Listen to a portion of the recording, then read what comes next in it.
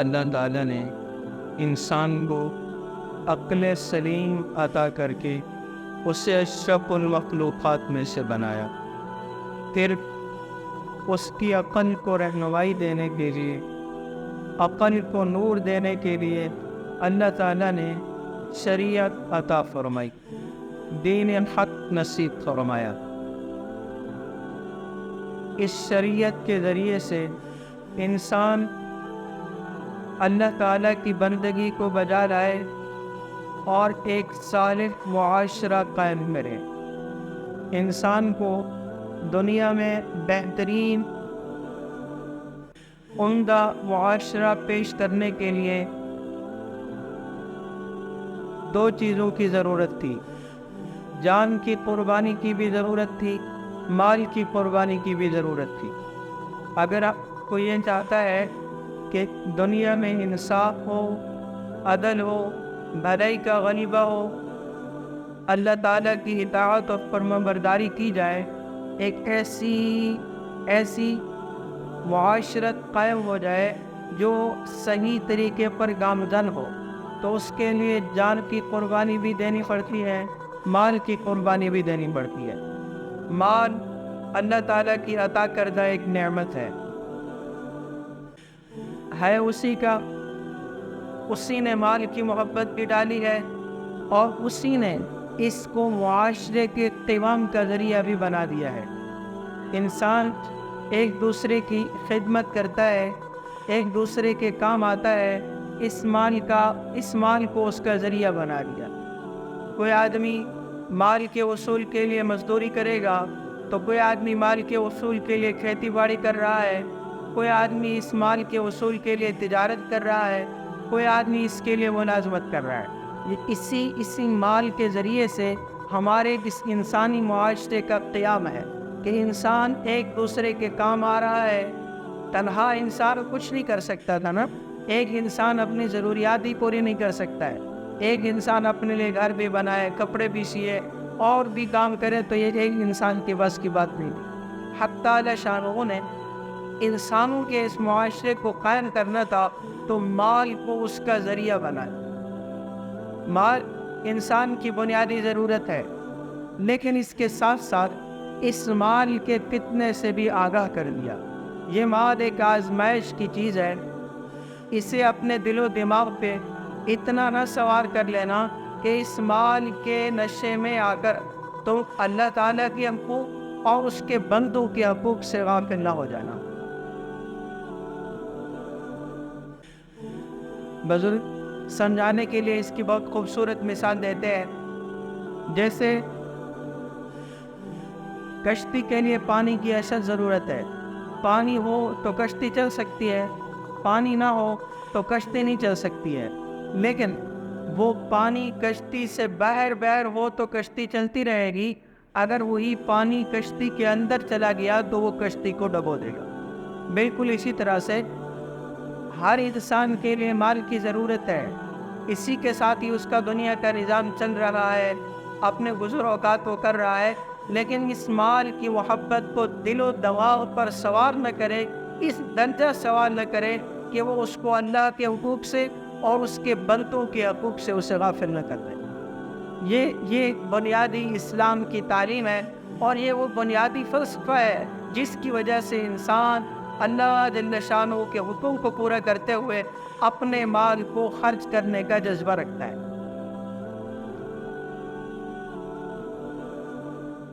بڑے لطف کی بات یہ ہے، حق تعالی شانہ نے ہمیں خرچ کرنے کا کہا ہے اور اس خرچ کرنے کو فرمایا کہ یہ تم مجھے قرض دیتے ہو، یہ تم مجھے قرض دیتے ہو.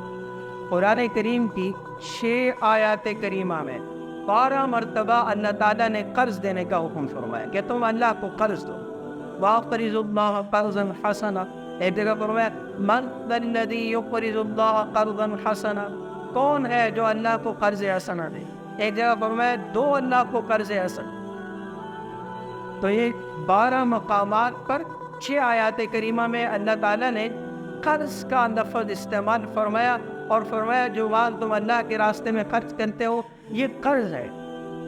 اس کی وجہ یہ ہے قرض کی واپسی یقینی ہے کہ جس بندے نے قرض لیا ہے اس کے ذمہ واجب بن جاتا ہے کہ وہ قرض کی ادائیگی کرے۔ ایسے اللہ تعالیٰ فرما رہے ہیں کہ جو کچھ تم میرے راستے میں دیتے ہو ہے بھی میرا دیا ہوا ہے، میں نے ہی اس کی محبت ڈالی ہے اور میرے ہی اوپر دینا ہے، میرے ہی بندوں کو دینا ہے۔ میں تم سے وعدہ کرتا ہوں میں تمہیں اس کی واپسی ضرور کروں گا۔ کہ جیسے قرض کی واپسی ہوتی ہے، ایسے جو مال تم میرے راستے میں میری خوشنودی کے لیے خرچ کرو گے، میں اللہ اس کا بدلہ ضرور دوں گا۔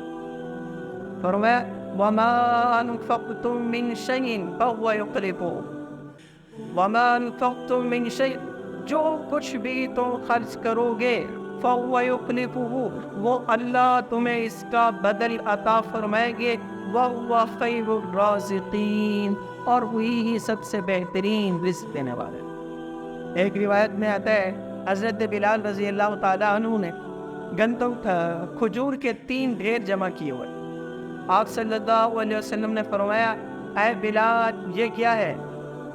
حضرت بلال رضی اللہ تعالیٰ عنہ کہنے لگے یہ میں نے ذخیرہ کر لیا ہے، جمع کر لیا ہے کہ آپ کی خدمت میں جو مہمان آتے ہیں، دور دور سے لوگ اسلام قبول کرنے کے لیے تشریف لاتے ہیں، اسلام کی تعلیمات کو سیکھنے کے لیے آتے ہیں، تو ان کے کھانے پینے کے اہتمام کے لیے آپ کو تکلیف نہیں ہوگی، مشقت نہیں ہوگی، پریشانی نہیں ہوگی کہ پہلے سے ذخیرہ موجود ہوگا۔ جناب نبی کریم صلی اللہ علیہ وسلم نے خوبصورت جملہ فرمایا۔ آپ نے فرمایا انفق یا بلال، انفق یا بلال ولا تخف من ذی العرش اقلالا، اے بلال جو آیا ہے اسے خرچ کرو اور عرش والے سے تنگی کا اندیشہ مت کرو، عرش والے سے وسعت کا خیال رکھو، یہ خیال مت رکھو کہ یہ چلا گیا تو پھر کہاں سے ہے۔ ولا تخف من ذی العرش اقلالا، اسلام ایک خوبصورت تعلیم دیتا ہے۔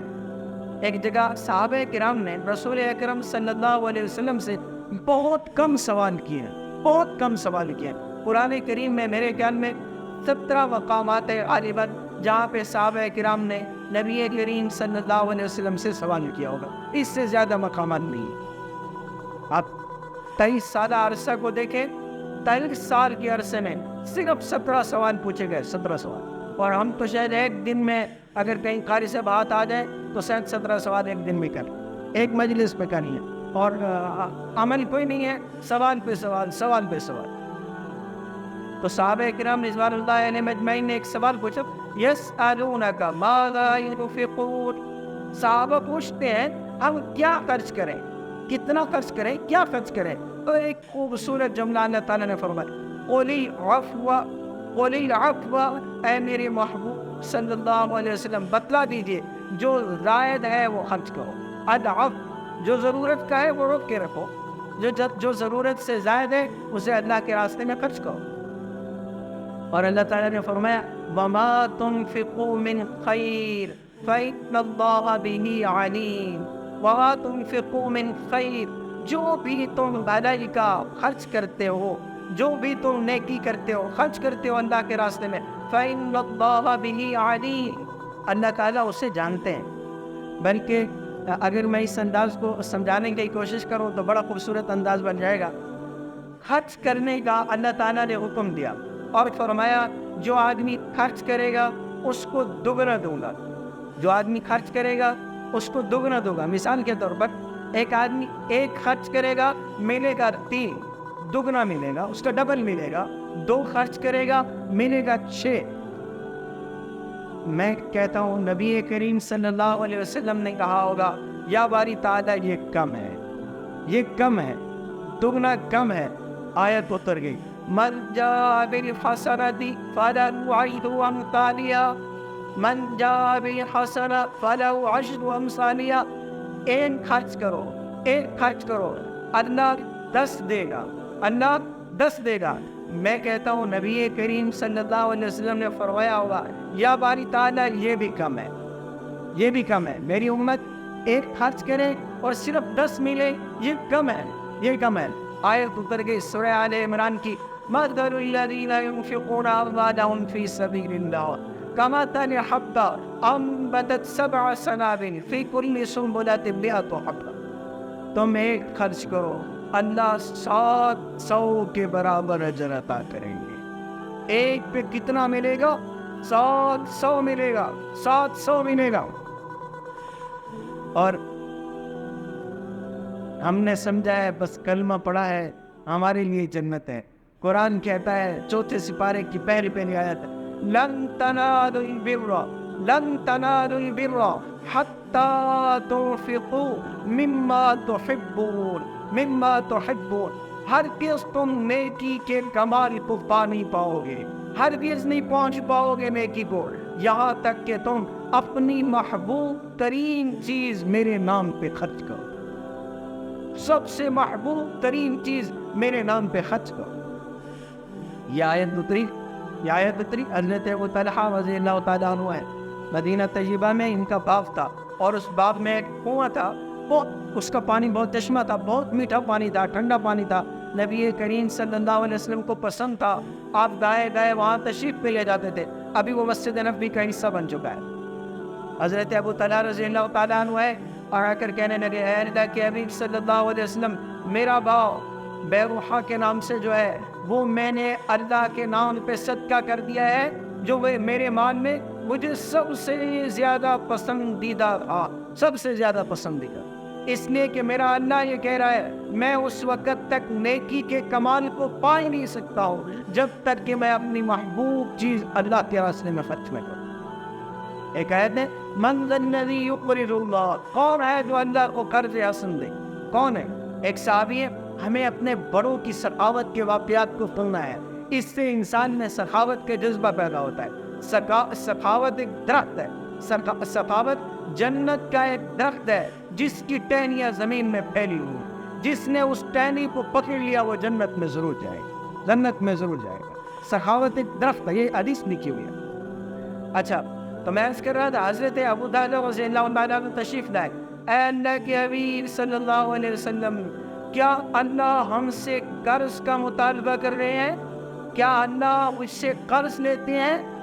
آپ صلی اللہ علیہ وسلم نے فرمایا، نعم، ہاں ابو طلحہ، اللہ جل شانہ کا مطالبہ ہے، جو تم اللہ کے راستے میں دو گے وہ اللہ کو قرض ہے۔ میں نے قرض کا معنی پہلے بھی ذکر کر دیا کہ اس کی واپسی اللہ ضرور کرے۔ حضرت ابو طلحہ رضی اللہ تعالیٰ کہنے لگے، اے اللہ کے حبیب صلی اللہ علیہ وسلم، میرا ایک باغ ہے جس باغ میں میرے بیوی بچے بھی رہ رہے ہیں، 600 کھجور کے اس میں درخت ہے، 600 کھجور کے اس میں درخت ہے۔ میں آپ صلی اللہ علیہ وسلم کے دست اقدس کو لیا اور آپ کے ہاتھ میں ہاتھ ڈال کے کہا، میں اپنے رب کو وہ باغ قرض دے رہا۔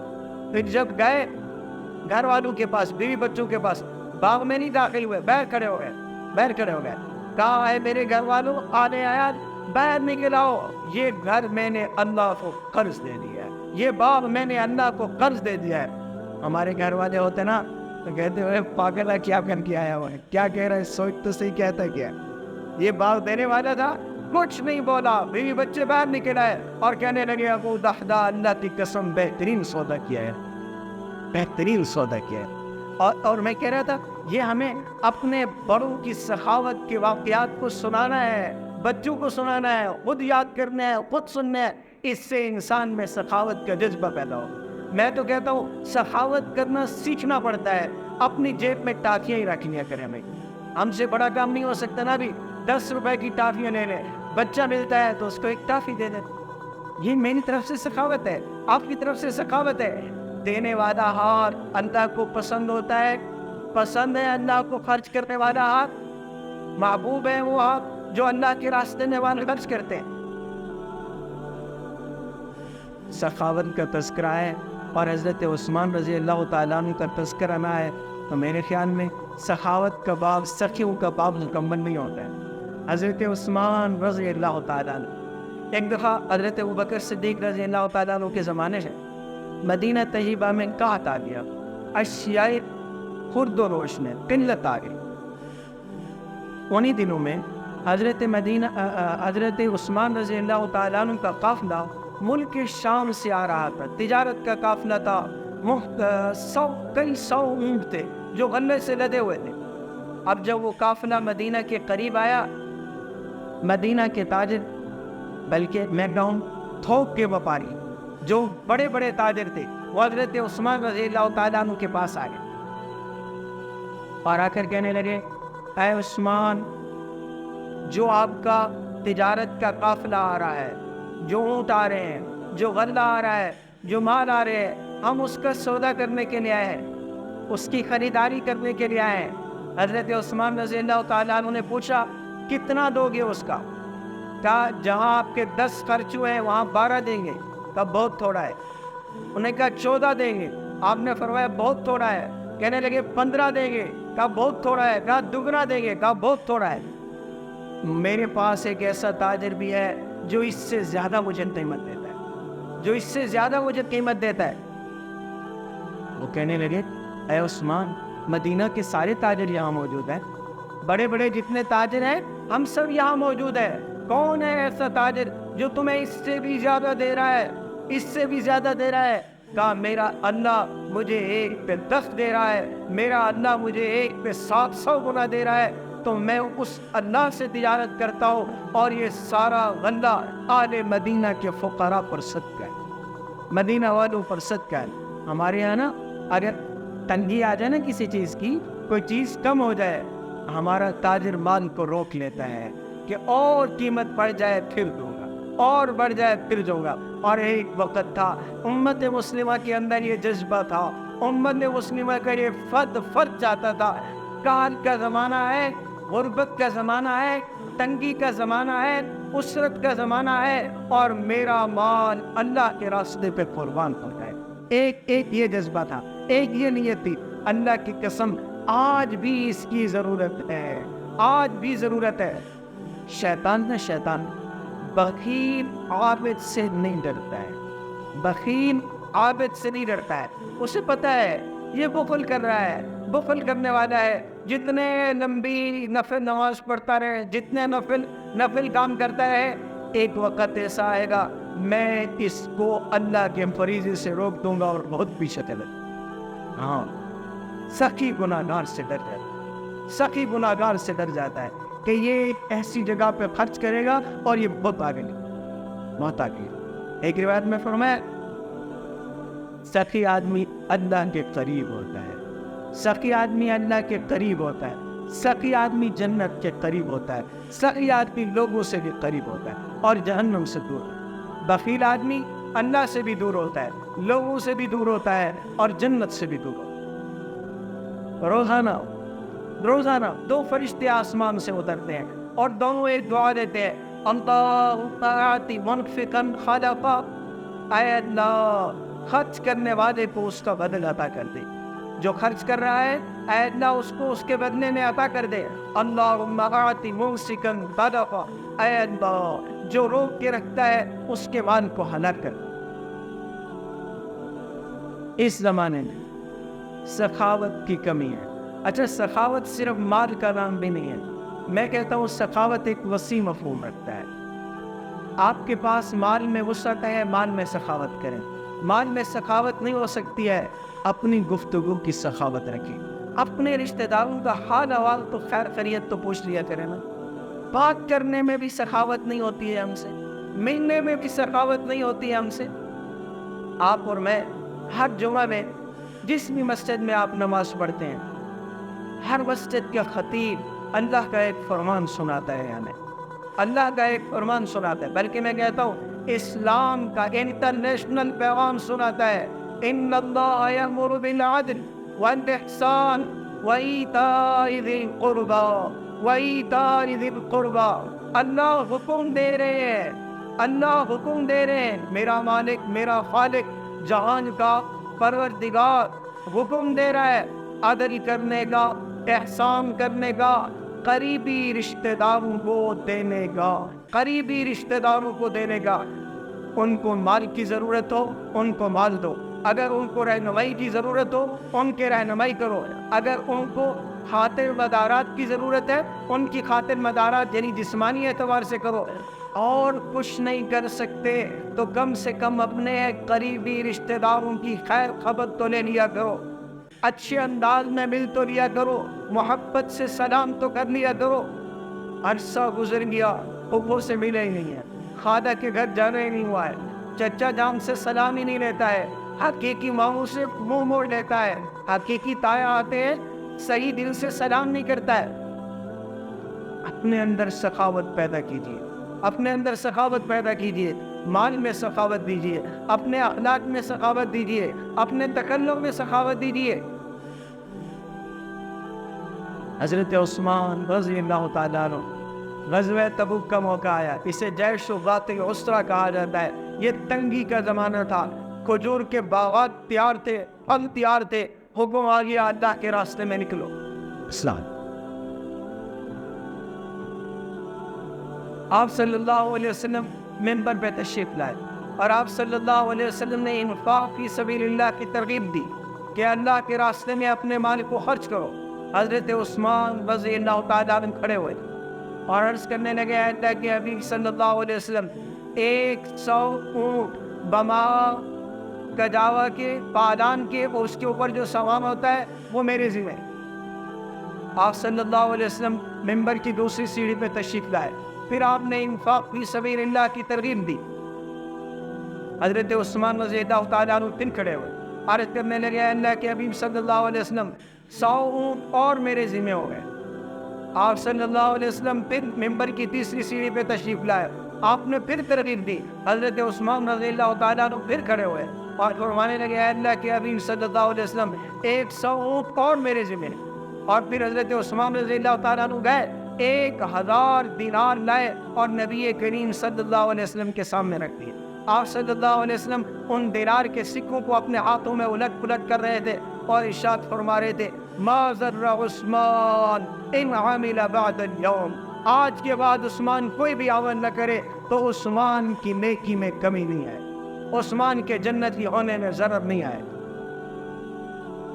حضرت ابوبکر رضی اللہ تعالیٰ عنہ کی عہد خلافت میں ایک آدمی دور سے چل کے آیا اور آ کر کہنے لگا، یا خلیفۃ المسلمین، میرے پاس کچھ نہیں ہے، اس وقت قرض میں آ گیا ہوں، آپ کے پاس اس لیے آیا ہوں کہ آپ بیت المال سے میرے قرض کی ادائیگی کر لیں۔ حضرت ابوبکر رضی اللہ تعالیٰ عنہ نے عرض کی، فرمانے لگے، اس وقت میں بیت المال میں ایسا کچھ نہیں ہے کہ میں جس سے آپ کی مدد کر سکوں، اور میرے پاس ذاتی اعتبار سے بھی کچھ نہیں ہے کہ میں اپنے ذاتی مال سے آپ کی مدد کر سکوں۔ وہ آدمی کہنے لگا، میں تو اتنا لمبا سفر کر کے آیا تھا اور میں امید سے آیا تھا کہ میرا مسئلہ یہاں پہ حل ہو جائے گا۔ آپ نے فرمایا، تو میں ایک شخص کا پتہ بتاتا ہوں، اگر اس کے پاس چلے جاؤ تو اللہ تعالیٰ تمہاری ضروریات کا انتظام کر دیں۔ آپ نے حضرت عثمان رضی اللہ تعالیٰ عنہ کے پاس انہیں بھیج دیا۔ وہ جب حضرت عثمان رضی اللہ تعالیٰ عنہ کے پاس گیا، حضرت عثمان رضی اللہ تعالیٰ عنہ کے 300 غلام تھے جو آپ کا کاروبار دیکھا کرتے تھے، 300، اور آپ ایک غلام کو ڈانٹ رہے تھے اس بات پر کہ بلا ضرورت کیوں دیا جل رہا تھا، ضرورت نہیں تھی، کمرے میں کیوں دیا جل رہا تھا، روشنی کیوں جل رہی۔ یہ آدمی جو آیا تھا اپنی ضرورت لینے کے لیے، ضرورت بیان کرنے کے لیے، یہ دل میں سوچنے لگا، جو ایک دیا جلانے پہ اتنی تنبیہ کر رہے ہوں، ڈانٹ رہے ہوں، تو وہ میری مدد کیا کریں گے۔ بہرحال حضرت عثمان رضی اللہ تعالیٰ عنہ کے ساتھ اس نے اپنا مسئلہ بتایا، اپنی ضرورت بتائی۔ حضرت عثمان رضی اللہ تعالیٰ اسے 300 اشرفیوں کی ضرورت تھی۔ حضرت عثمان رضی اللہ تعالیٰ عنہ اسے 600 اشرفیہ دی، ساتھ میں اونٹ بھی دیا کہ تم بہت دور سے آئے ہو، اس اونٹ پر واپس جاؤ۔ وہ آدمی کہنے لگا، مجھے معاف کرنا، میں تو سوچتا رہا جو ایک دیا جلانے پہ اتنا تنبیہ کرتا ہو، ڈانٹ دیتا ہو، وہ میرا مسئلہ کیسے حل کرے گا۔